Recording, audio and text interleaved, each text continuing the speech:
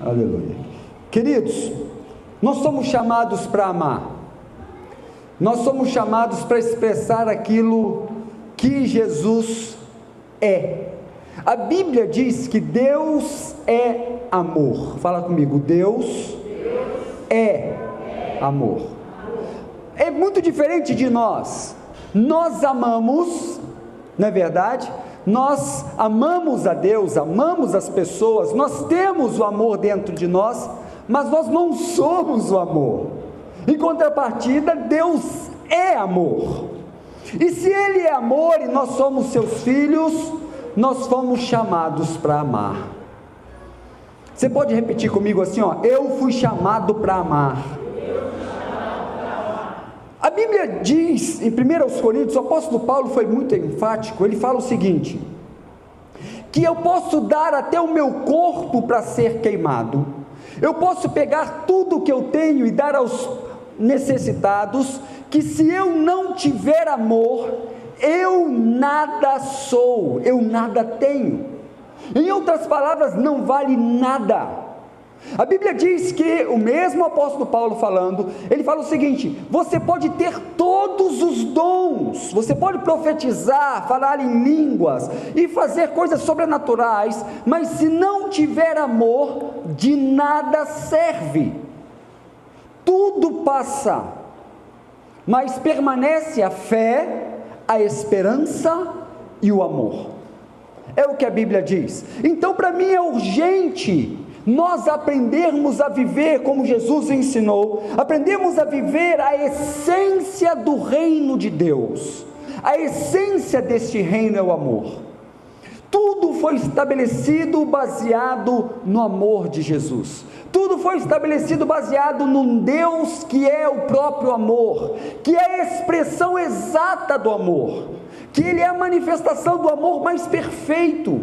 A Bíblia, quando fala da palavra, essa palavra amor na Bíblia, ela vem pelo menos em 3 formas. A Bíblia no grego é o amor ágape, o filéu e o eros, as 3 mais conhecidas formas usadas na Bíblia com a palavra amor. Para nós é traduzido somente como amor, amém? Mas se você pegar uma Bíblia no idioma grego, você vai ver que em alguns momentos vai estar escrito eros em vez de amor, vai estar escrito filéu em vez de amor, ou ágape. Todos os 3, a Bíblia fala, para nós está escrito somente amor, mas no grego vem uma explicação muito mais profunda, porque são tipos de amor. Por exemplo, o ágape, que é o amor de Deus, é o amor sacrificial. Você já deve conhecer isso, muita gente fala sobre isso, O filéu é o amor de amigo, de familiar, e o eros é o amor entre homem e mulher. Então é interessante que o amor que Deus deseja que a gente viva é um amor a ponto de sacrificar, é um amor ágape, é um amor que está disposto a ir além, é um amor que não está aprisionado em recursos financeiros, é um amor que não está aprisionado no medo, é um amor que não está aprisionado em nenhuma situação ou circunstância, é um amor que faz a gente amar até aqueles que não nos amam, nos perseguem. Porque o próprio Jesus disse que se nós amamos somente aqueles que nos amam, que diferença nós temos de todos? Porque todo mundo é assim. E Ele veio para estabelecer essa graça de Deus, porque através dela nós recebemos o perdão dos pecados.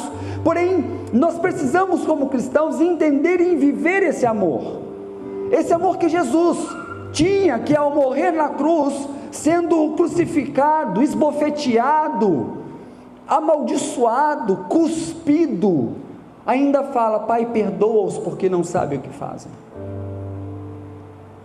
E às vezes alguém fala, ou de repente às vezes nem falou, mas a gente cisma que alguém falou alguma coisa da gente, e a gente quer ir lá tirar satisfação, e faz um barraco danado. A Bíblia fala para a gente amar o nosso inimigo, irmão. A Bíblia fala para a gente abençoar quem nos amaldiçoa. Então é para a gente parar para pensar: será que nós temos vivido o amor que Jesus propôs no nosso viver cristão que vivêssemos? ou qualquer coisinha a gente está de cara feia, de cara fechada, esquecendo que Deus é amor, que nós precisamos parecer com o nosso Pai.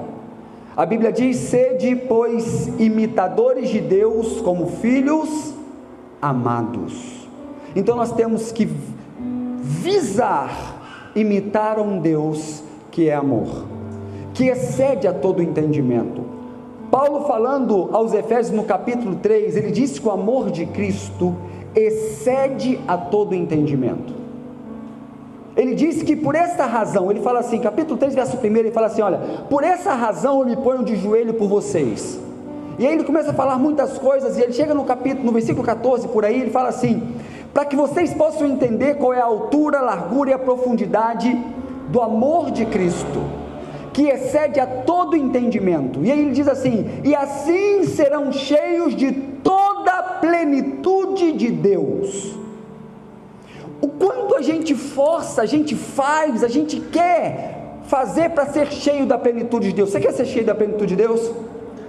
Então a gente jejua, a gente ora, a gente faz um montão de coisas, mas o apóstolo Paulo diz ali na carta aos Efésios, que se a gente compreender e viver o amor de Jesus, nós seremos cheios da plenitude de Deus.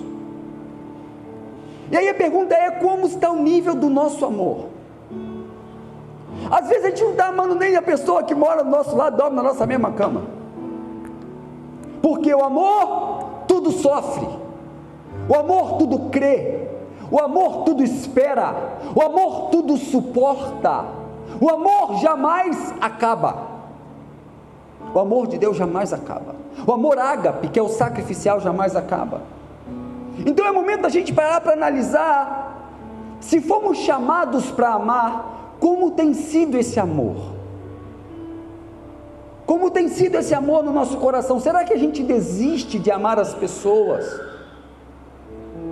Tem quantas pessoas frustradas, queridos? Eu sei que não é fácil a vida humana. Às vezes as pessoas que a gente mais ama cometem erros conosco e dói, não é verdade? Uma vez eu escutei uma pessoa falando, nunca mais eu esqueci, sobre palavras mal faladas. Ele falou o seguinte: faz o seguinte,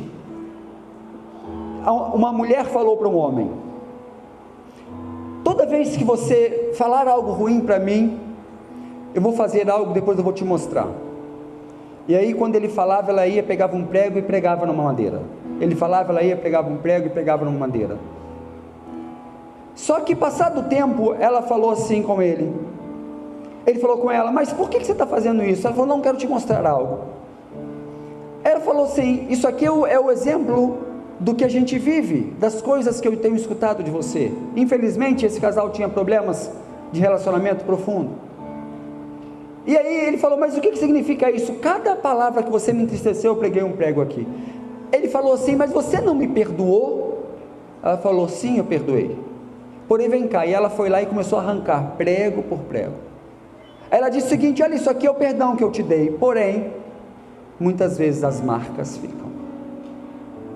Então a cicatrização às vezes é demorada, sabe? Saber como falar com as pessoas, saber como viver em amor é um mistério, e nós só podemos fazê-lo diante da graça de Deus, porque nós somos seres humanos complicados. Sabe, o problema é que a gente se acha muito bom, a gente acha todo mundo ruim, a gente bom, a gente acha que todo mundo é péssimo, mas a gente é perfeito, a gente acha que todo mundo não sabe amar, mas a gente sabe amar. Mas não é bem assim, né? Todos nós somos complicados em alguma área, a questão é aprender a amar. Fala com o seu vizinho: você foi chamado para amar. E nós vemos que em uma história bíblica, abre a sua Bíblia comigo em Atos capítulo 9, a partir do verso 1, é um texto muito conhecido.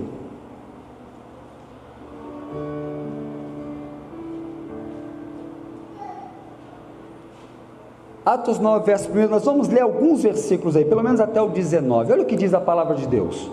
Saulo, respirando ainda ameaças e morte contra os discípulos do Senhor, dirigiu-se ao sumo sacerdote ele pediu cartas para as sinagogas de Damasco, a fim de que, caso achasse alguns que eram do caminho. Quando fala aqui do caminho, é o seguinte: quando a igreja de Jesus começou a crescer, lá no templo, logo depois do derramar do Espírito Santo, eles chamavam os crentes da seita caminho. Por isso que ele cita aqui do caminho. Era assim que era conhecido os servos de Deus, aqueles que faziam parte do caminho. Amém? E então Paulo vai até o sumo sacerdote para pedir cartas para ir à sinagoga de Damasco, a fim de que, caso achasse alguns que eram do caminho, tanto homens como mulheres, os levassem presos para Jerusalém. Vamos lá. Enquanto seguia pelo caminho, ao aproximar-se de Damasco, subitamente uma luz do céu brilhou ao seu redor. Ele caiu por terra e ouviu uma voz que lhe dizia: Saulo, Saulo, por que me persegue? Ele perguntou: Senhor, quem é você? E a resposta foi: eu sou Jesus a quem você persegue.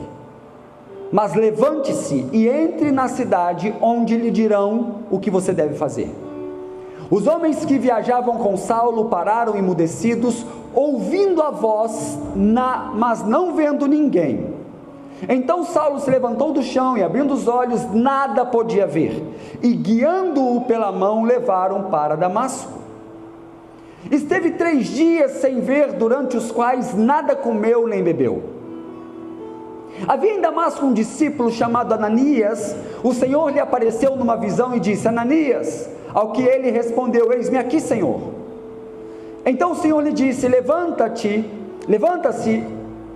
e vá à rua que se chama Direita, e na casa de Judas procure um homem de Tarso chamado Saulo, ele está orando. E numa visão viu entrar um homem chamado Ananias e impor-lhe as mãos para que recuperasse a vista. Ananias, porém, respondeu: Senhor, de muitos tenho ouvido a respeito desse homem, quanto mal tem feito aos teus santos em Jerusalém. E aqui em Damasco ele tem autorização dos principais sacerdotes para prender todos os que invocam o teu nome. Mas o Senhor disse a Ananias: vá, porque este é para mim um instrumento escolhido para levar meu nome diante dos gentios e reis, e bem como diante dos filhos de Israel. Pois eu mesmo vou mostrar a ele quanto se deve sofrer pelo meu nome. Então Ananias foi, entrando na casa, impôs as mãos sobre Saulo, dizendo: Saulo, irmão, o Senhor Jesus, que apareceu a você no caminho para cá, me enviou para que você volte a ver e fique cheio do Espírito Santo. Imediatamente caíram dos olhos de Saulo umas coisas parecidas com escamas, e ele voltou a ver. A seguir levantou-se e foi batizado. E depois de comer, sentiu-se fortalecido, e Saulo permaneceu alguns dias com os discípulos em Damasco. Queridos, esse texto relata a demonstração de amor de um homem de Deus. A Bíblia não fala muito sobre Ananias, na verdade é o único texto que fala sobre ele. Agora, nós vemos nesse texto que Ananias era um discípulo fiel de Jesus, um cristão de verdade. Ele morava em Damasco, homem piedoso, de bom testemunho entre judeus, e apaixonado por Jesus e pela sua vontade. Agora Deus propõe a Ananias um grande desafio. Saulo era aquele que estava, em Atos capítulo 7, consentindo com a morte de Estevão, um diácono da igreja, cheio do Espírito Santo, que Deus usava para operar milagres e maravilhas, um homem de Deus, cheio de amor. A Bíblia diz que Saulo estava lá no dia do apedrejamento de Estevão, e ele consentia, se alegrava com aquilo. E você vê como o amor de Jesus permeava o coração desses homens. Estevão foi um dos homens que, ao ser apedrejado, a mesma frase que Jesus citou na cruz foi a mesma que Estevão disse. Ele disse: Pai, perdoa-os porque não sabem o que fazem. Gente, é muito difícil para mim entender esse nível de amor que esses homens chegaram. a ponto de ser apedrejado por alguém e ainda assim pedir perdão a Deus por eles. Sabe, uma das coisas que eu sempre falo dentro da minha casa é o seguinte: cuidado com os teus olhos, porque se os seus olhos forem bons, todo o seu corpo terá luz, mas se os seus olhos forem maus, até a luz que há em você se tornará trevas, diz a Bíblia.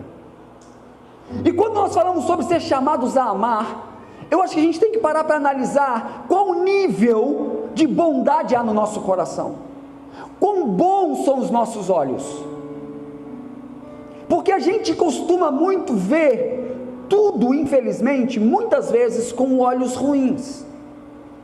Eu dei um exemplo aqui há pouco tempo atrás, não sei se foi domingo passado, numa pregação, sobre a pastora que estava comentando comigo que ela tinha mandado mensagem para a irmã dela. Você lembra dessa historinha? E a irmã dela não tinha visto a mensagem, não tinha respondido a mensagem, e é uma pessoa que sempre responde rapidamente. E ela só comentou comigo: Júlio, eu mandei uma mensagem para te amar, mas ela não respondeu. Gente, eu não consigo, isso é meu, mas eu não consigo pensar assim: ah, realmente, ela não está querendo conversar com você. A primeira coisa que vem na minha cabeça é defender a pessoa. É a primeira coisa. Isso é meu, não sei se foi Deus que colocou em mim. Em muitas ocasiões que acontecem problemas, e quando alguém vem falar comigo, a primeira coisa que sai da minha boca é o seguinte: cara, de repente, mas a pessoa passou por mim e não te viu, sabe, não te viu. Foi a primeira coisa que eu falei com a Amanda, foi o seguinte, falei: amor, ela devia estar ocupada, sei lá, o celular fica sempre na mão do Isaac, filhinho dela pequenininho, e não deve ter visto a mensagem. Mas se eu tivesse um olho mau, eu podia ver aquela situação de forma má, eu podia encher o coração da minha esposa contra a própria irmã. Então, como está o seu nível de amor? Quando alguém vem falar mal de outra pessoa para você, você escuta? Ou você corrige esse alguém? Ou você fala assim com ela: querida, isso eu estava dando um exemplo hoje na escola de líderes, dando aula de manhã. Você quer ver você edificar a sua vida e a vida de outras pessoas? Quando alguém vier falar de outra pessoa para você, sabe o que você tem que fazer? Exemplo, vou fazer um teatro aqui, eu e o Fabiano. Vamos dizer que eu cheguei no Fabiano para poder falar. Quem quer ser o bendito aí que eu vou falar de você? Vou falar da Edna, só porque ela falou que não. E aí eu chego no Fabiano e falo assim: ó, Fabiano, você viu a Edna? Rapaz, a Edna está todo de branco hoje, será por quê? Eu estou brincando. Mas aí, sei lá, alguma coisa que a Edna fez que eu não gostei. Só que eu sou tão machão, eu sou tão bom, eu sou tão perfeito, que em vez de eu procurar a Edna para conversar, porque isso é coisa de homem e de mulher de Deus, eu vou no Fabiano, que não tem nada a ver com isso. Como é que é o nome dele? É Edna? É Fabiano. Com o Fabiano eu trato as coisas acerca de quem? Do Fabiano. Só que a gente não aprende.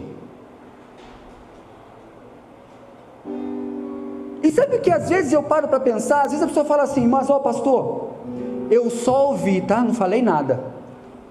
Pior ainda, é pecado de conivência. É o que a Bíblia fala. Nós somos da luz e temos que viver na verdade. Amém, querido? Se eu tenho alguma coisa com a Edna, eu tenho que fazer o quê? Ir até ela. Isso é amor, isso é querer viver o amor.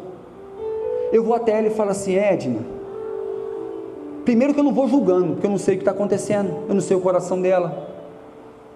Se você tiver os olhos bons, todo o seu corpo terá luz. Então, antes de julgar a Edna, eu vou até ela e falo assim: Edna, eu me senti mal por essa situação,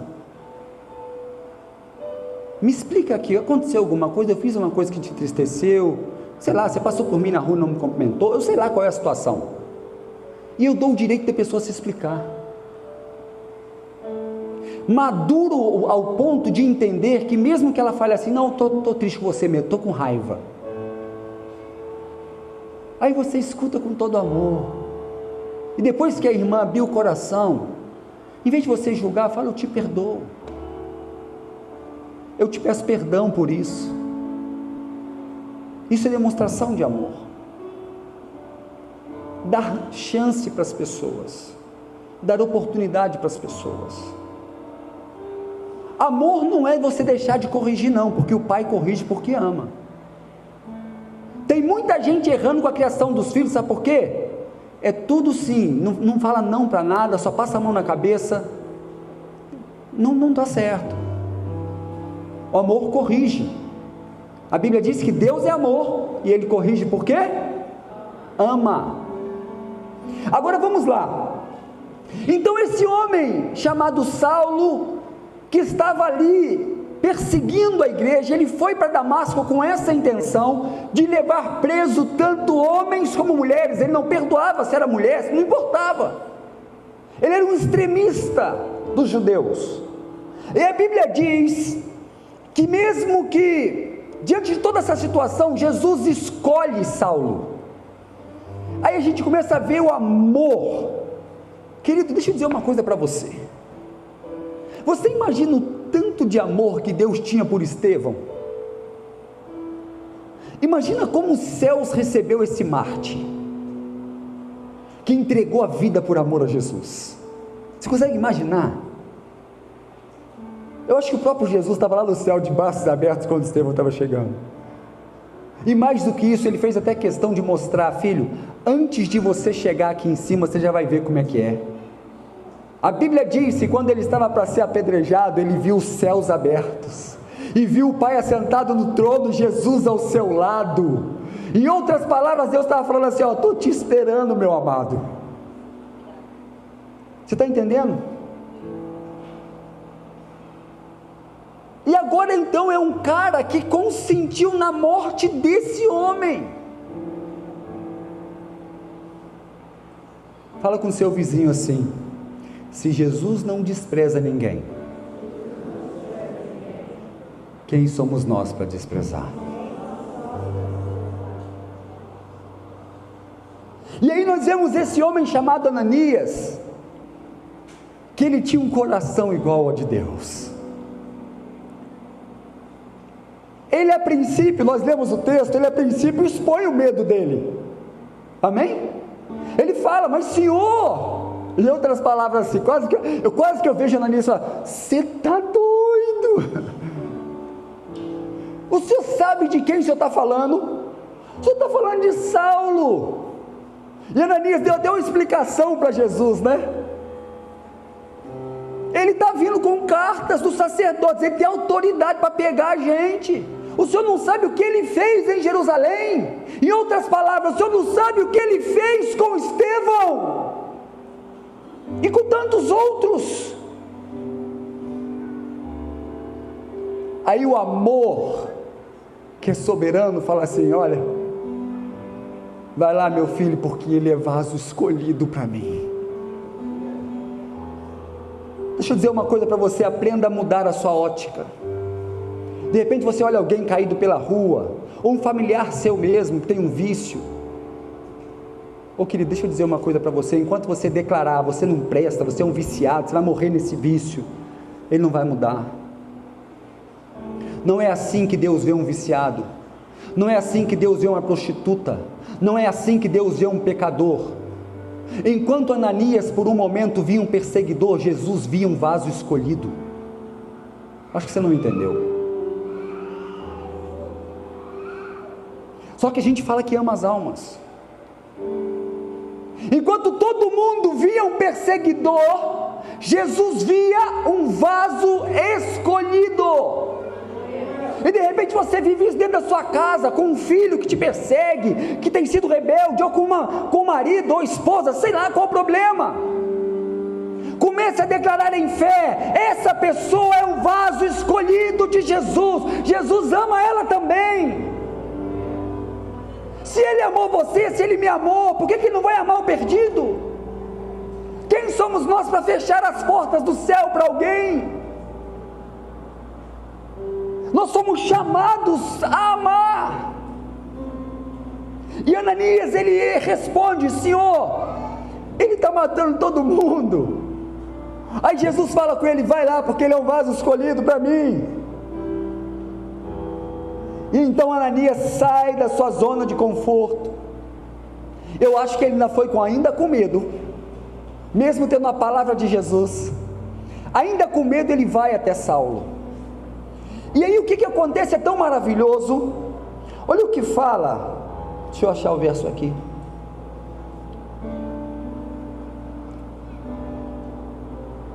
No verso 17, capítulo 9 de Atos, verso 17, olha o que a Bíblia diz: então Ananias foi e, entrando na casa, impôs as mãos sobre Saulo, dizendo: Saulo, irmão, para aqui. Olha o coração de Ananias. Ele chega diante do perseguidor, ele chega diante do matador de crente, do extremista daquela época, e a primeira palavra que sai da boca dele é o seguinte: Saulo, irmão. Ele já inclui Saulo, a sua família, a família de Deus.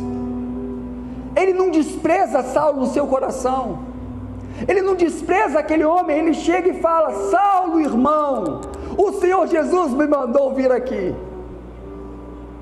Mesmo sem saber o que podia acontecer. É lógico, ele teve uma experiência gloriosa com Deus. Jesus falou em visão para ele o que ele tinha que fazer, mas ele podia chegar lá e acontecer tudo errado. Quem pode controlar o coração do homem? Mas ele chega já declarando: você faz parte da família de Deus, Saulo. Saulo, você agora é um irmão meu.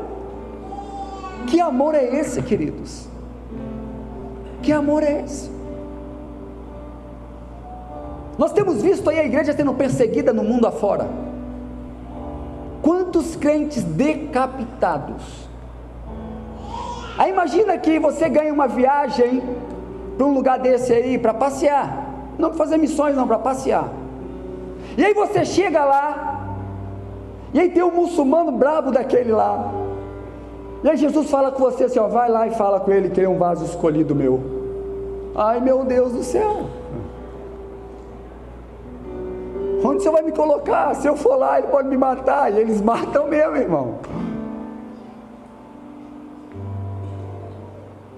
Eu já contei a história dos missionários no deserto aqui? Já? Quem sabe da história dos missionários no deserto?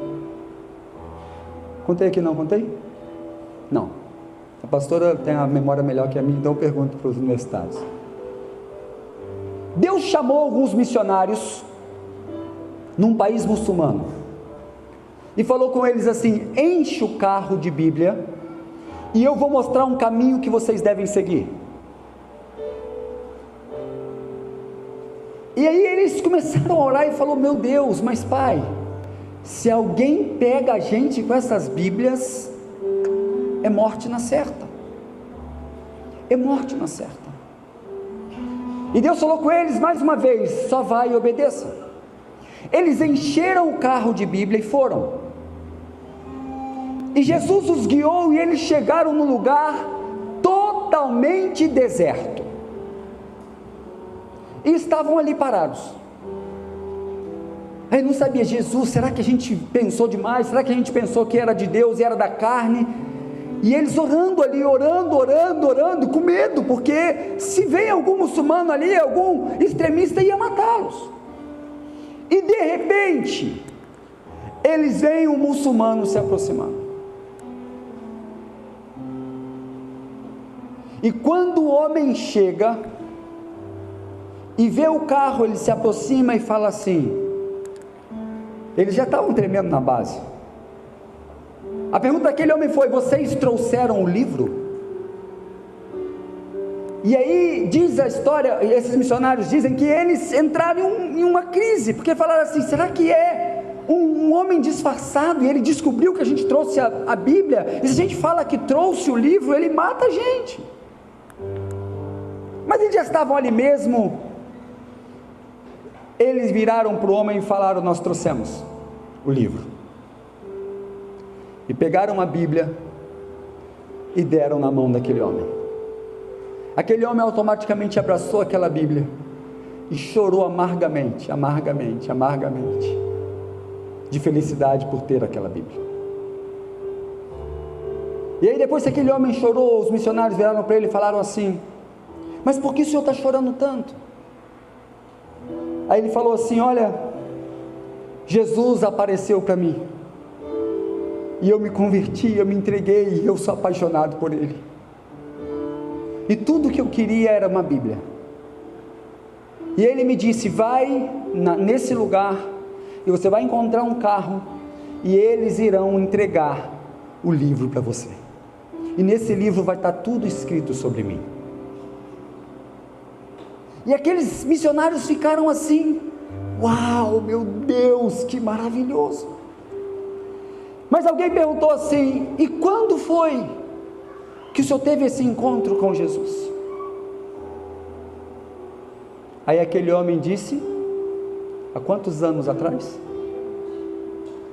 Há 20 anos atrás eu tive um encontro com Jesus, e ele me falou que alguém traria o livro para eu poder conhecê-lo.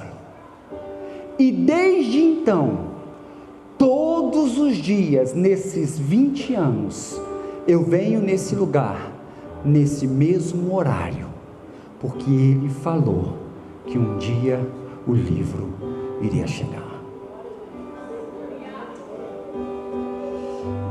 Sabe o que aconteceu? Os missionários ficaram perplexos ao ouvir isso. Mas o que mais chamou a atenção dos missionários não foi o fato daquele homem ir ali 20 anos, mas foi o fato de que em 20 anos, de repente ninguém teve a coragem de fazer o que eles fizeram.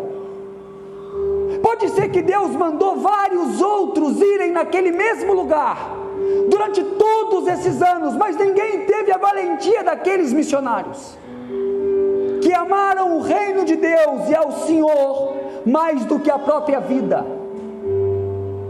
Está conseguindo compreender? E Ananias foi um desses.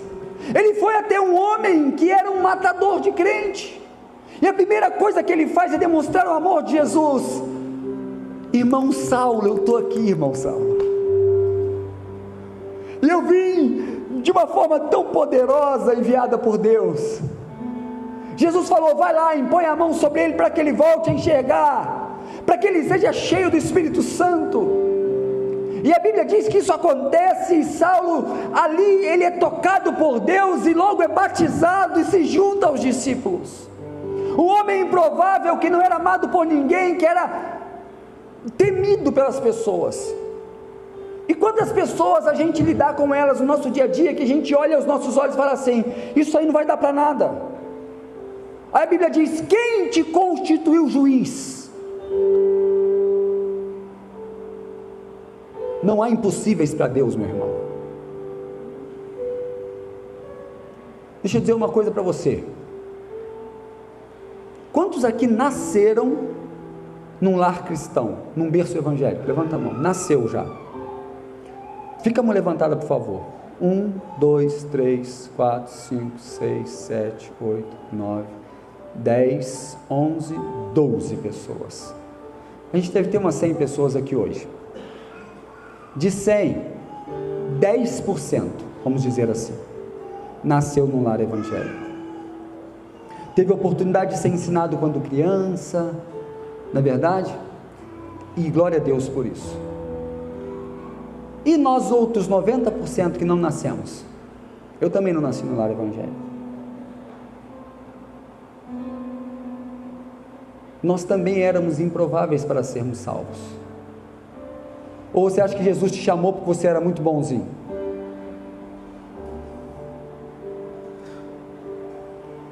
Jesus deve ter olhado lá do céu e falou assim: eu vou escolher o Eduardo, porque ele é tão bonzinho, então vou salvá-lo.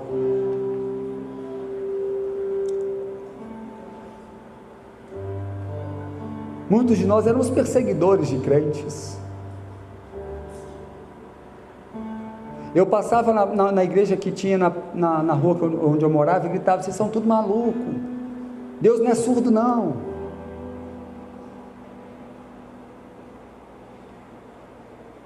Quantas coisas erradas eu fiz, mas a gente estava lá perdido, sujo, imundo no pecado, mas Ele nos amou.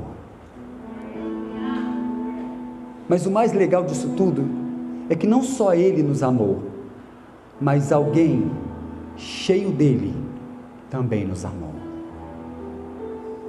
Porque a gente dá muita glória a Deus pelo que Deus fez ao nos salvar, mas Ele usou alguém. Ele usou um Ananias para chegar até você. Imagina se esse Ananias não tivesse ouvido a voz de Jesus e te convidado para ir a uma igreja e te falado de Jesus. Será que você estaria aqui hoje? Ou estaria caminhando a passos largos para o inferno? Irmão, o chamado de Deus para nós é: seja como um Ananias. Porque se nós fomos amados, nós precisamos amar. Nós somos chamados para amar. Tem um montão de Saulo nas esquinas esperando por uma palavra de amor.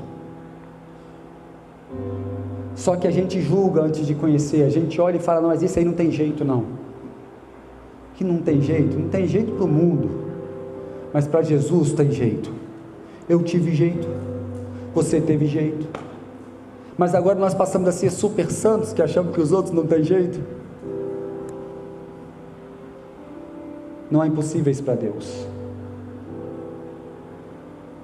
Não é fácil, querido, às vezes lidar com pessoas que estão no pecado, mas a gente não pode deixar de amá-las. Não é fácil, mas a gente não pode desistir delas. Sabe, tem algumas características daqueles que são chamados por Deus para amar. Os chamados por Deus para amar, eles estão sempre sensíveis à voz de Deus. Eles estão como sintonizados na rádio do céu, sabe? Imagina se Ananias não escuta a direção de Deus. E nós vemos como o amor de Deus é tão poderoso, porque Saulo começa a ser cuidado através de Ananias, mas depois ele sai de Damasco, ele vai para Jerusalém, e quando ele chega lá, ele passa um tempo em Jerusalém, e a Bíblia diz que os discípulos mandam ele voltar para sua cidade natal, para Tarso. Mas depois de um tempo, um homem se lembra dele, um outro homem que expressava amor como Ananias, cujo apelido dele não era o nome, era Barnabé. Você sabe que na Bíblia, toda vez que usa a palavra Bar na frente de uma outra palavra, está dizendo que não é o nome da pessoa. Por exemplo, eu expliquei isso também na escola de líderes hoje de manhã, né? Bartimeu, cego, todo mundo conhece Bartimeu, não é verdade? Mas a gente não sabe o nome dele, porque Bartimeu não é o nome dele. A palavra Bar é pai, é filho de Timeu. Bar é filho. Então quando fala Bartimeu, quer dizer que aquele homem era o filho de Timeu. Amém? E a Bíblia diz que tinha um camarada tão top em meio dos apóstolos, que os próprios apóstolos deram um codinome a ele, um apelido a ele. Chamaram ele de Barnabé. Bar, filho. Nabé, consolação. Esse homem era tão cheio de amor, que o apelido dele passou a ser filho da consolação. Em outra tradução, sabe o que? filho do Espírito Santo. Ele era tão cheio de amor, mas tão cheio de amor, que não tinha outro nome para dar para aquele homem. E ele estando na companhia dos discípulos, sabe o que ele faz? Ele fala: gente, não, Saulo está lá, a gente tem que buscá-lo. Ele larga tudo e vai atrás de Saulo e Tarso, para poder trazê-lo de volta à companhia dos discípulos. Barnabé não desistia de ninguém. E olha que interessante, depois de já sendo apóstolo, Paulo e Barnabé estavam numa viagem missionária com Marcos, e teve um problema entre Marcos e Paulo. Marcos não quis fazer algumas coisas, quis ir para outro caminho, e aquele que foi amado falhou. Sabe o que Paulo falou? Barnabé, deixa Marcos por aí, não dá para ele ir. Ele arrumou briga com Barnabé. Sabe por quê? Barnabé não desiste de ninguém. Barnabé preferiu deixar Paulo e Silas embora. Falou: mas eu não vou deixar Marcos. Assim como ele não desistiu de Paulo, ele também não desistiu de Marcos. Será que nós estamos sensíveis a ouvir a voz de Deus para não desistir de ninguém, queridos? A pastora Leila pregou aqui ontem, e ela liberou uma palavra muito forte. Ela falou assim com a pastora, depois o pastor estava me contando: eu senti o amor nesse lugar. Eu senti o amor de Jesus nesse lugar de uma forma tão poderosa. A gente dá glória a Deus por isso, mas nós temos que realmente deixar esse amor de Jesus encarnar em nós. Você precisa ser a expressão do amor de Jesus para as pessoas. Eu já falei, amar não é passar a mão na cabeça, amar não é fazer tudo que o filho quer, mas é não desistir. É não desistir. Mesmo que está te perseguindo, mesmo que está falando mal de você, mesmo que está brigando com você, não desista. Ame, ame, ame. Mas pai, é um perseguidor da igreja, mas para mim é vaso escolhido. Pai, mas está me perseguindo, mas para mim é vaso escolhido. E Deus nos mostra isso muitas vezes. Realmente a gente não pode desistir de ninguém. É fácil, querido, amar quem te persegue, amar quem fala mal de você, amar, não é fácil, mas isso é o que Deus nos chamou para fazer. E aqueles que amam estão sensíveis à voz de Deus, reconhecem a voz do Espírito Santo.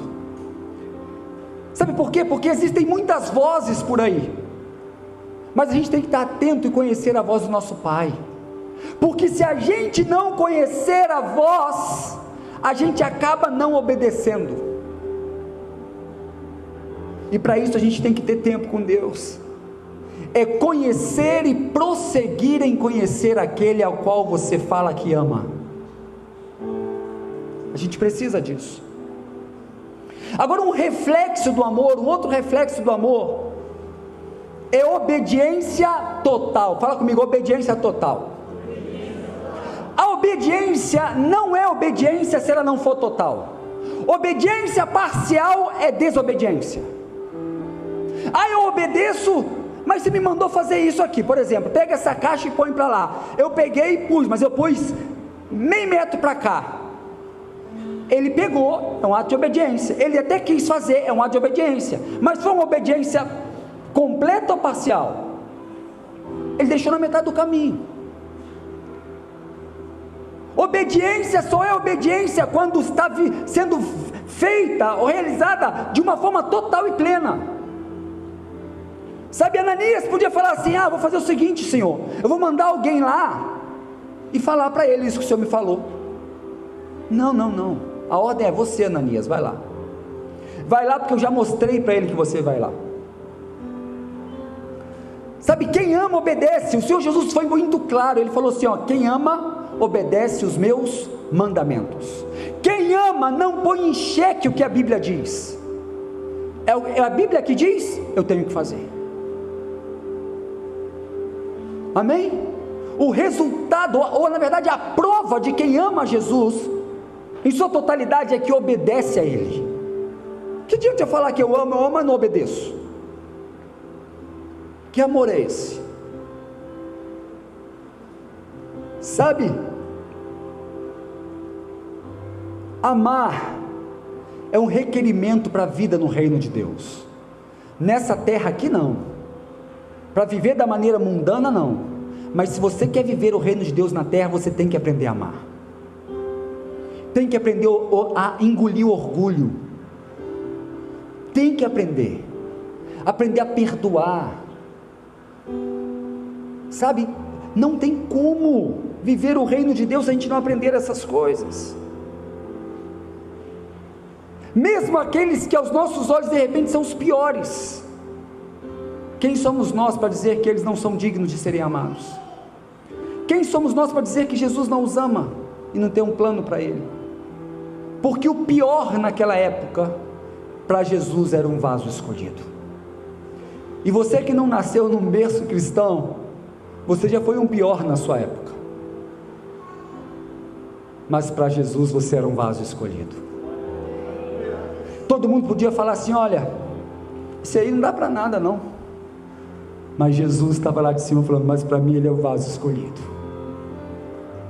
Esse aí não vai chegar no lugar nenhum não, mas Jesus estava falando lá de cima: mas para mim ele é o vaso escolhido. Vai lá, Ananias, para mim ele é o vaso escolhido.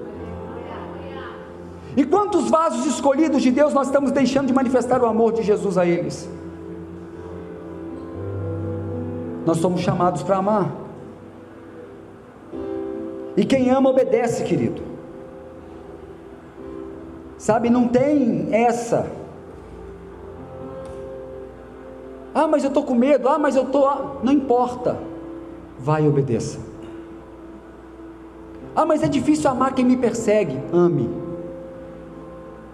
Ame, isso é ser cristão, querido. Não é aceitável um cristão falar assim: mas eu tenho ódio daquela pessoa, eu tenho raiva do fulano de tal. Querido, pelo amor de Deus, você pode sentir raiva?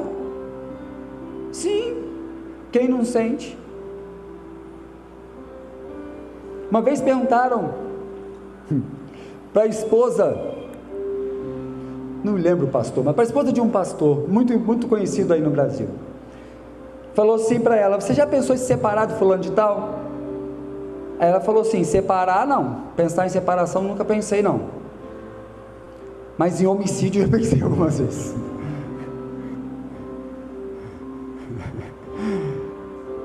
A gente sente, a gente é ser humano, mas a gente escolhe sentir e tirar ou guardar, e ser uma pessoa rancorosa,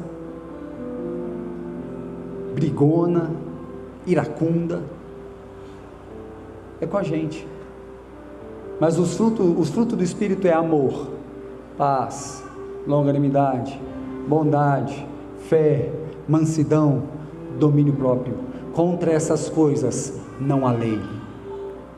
Se coloque de pé, por favor.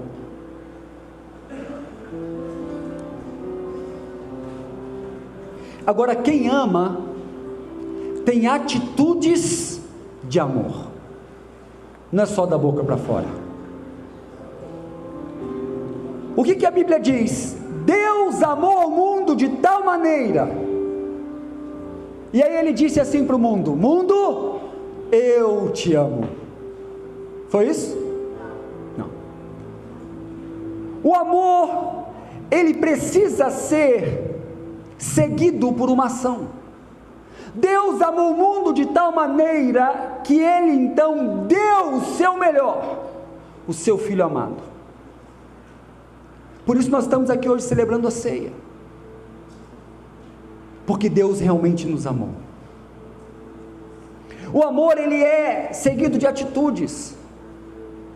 Sabe, como eu disse, Ananias chegou lá e falou: irmão Paulo, você é um servo de Deus. Em outras palavras, ele estava afirmando: você é um homem de Deus já, você já é um servo de Deus, já te vejo longe, você é um vaso escolhido. Olha a visão desse homem. Imagina se Ananias se nega a obedecer ao Senhor. A igreja de Jesus perderia um dos maiores apóstolos da sua história. Paulo foi o que mais ganhou gentios. Se nós estamos aqui hoje, provavelmente é fruto de Paulo, porque ele é que levou a palavra de Deus aos gentios. Ele foi chamado por Deus para isso. Queridos, existem muitas pessoas ao nosso redor cegas. E se uma pessoa está fazendo algo errado, algo ruim, é porque ela está cega. Põe isso no seu coração. Ame essa pessoa e fale de Jesus para ela.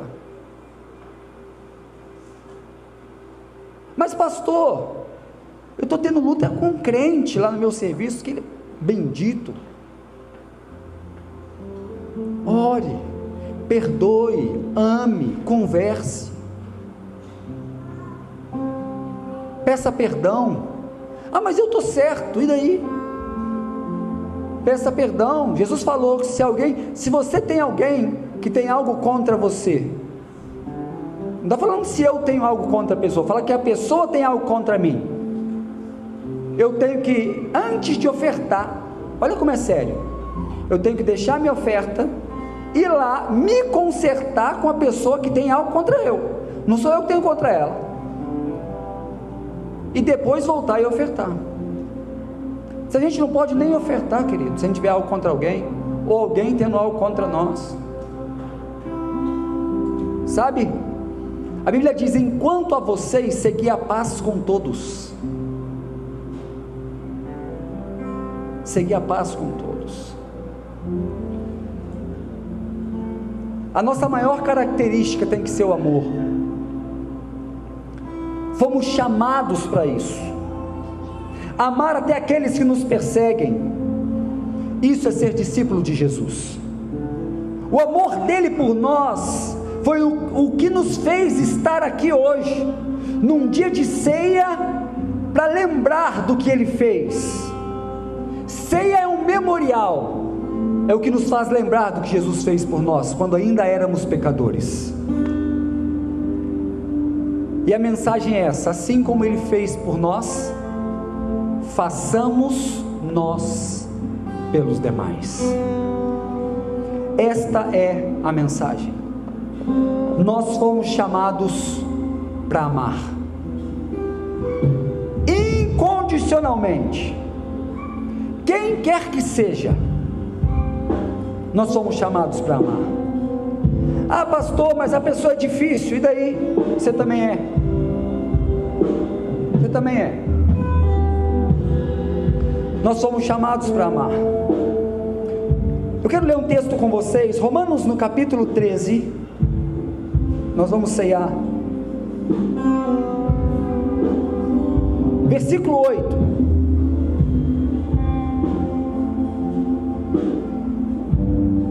Romanos 13, 8 fala assim: não fiquem devendo nada a ninguém, exceto o amor de uns para com os outros, pois quem ama o próximo cumpre a lei. Jesus resumiu toda a lei em 2 mandamentos: amarás ao Senhor teu Deus de todo o teu coração, e ao próximo como a ti mesmo. Mas depois ele fala assim: olha, um novo mandamento vos dou, ame o próximo como eu vos amei. Então você tem que amar as pessoas não com o seu próprio amor, mas é com o amor que Jesus te amou. É muito mais do que amar como você se ama, é amar como Ele te ama. Você está entendendo? Jesus falou isso: vocês vão amar agora como eu vos amei. Amar como eu me amo se torna fácil, perto de que amar como Ele me amou. Sendo nós ainda inimigos de Deus, Ele nos amou. Blasfemos, pecadores imundos, Ele nos amou. Então não tem como nós não amarmos. Amém, queridos? Nós vamos orar em nome de Jesus. Se tem alguém aqui essa noite que precisa refazer a sua aliança com Jesus, voltar para os caminhos do Senhor, ou aceitar a Cristo como o Senhor da sua vida, eu quero te dar essa oportunidade, para você vir aqui à frente e receber Jesus como o Senhor da sua vida. Pastor, eu me afastei, eu estou meio afastado dos caminhos do Senhor, estou mais para lá do que para cá. Volta para Jesus hoje. Ele quer mudar a sua história, Ele quer perdoar os seus pecados. Se você ainda não se entregou a Jesus, hoje é o dia.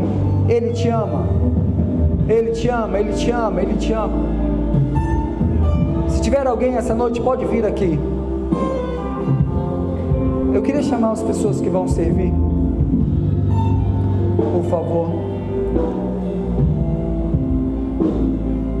O Alex e a Tânia também vão servir assim.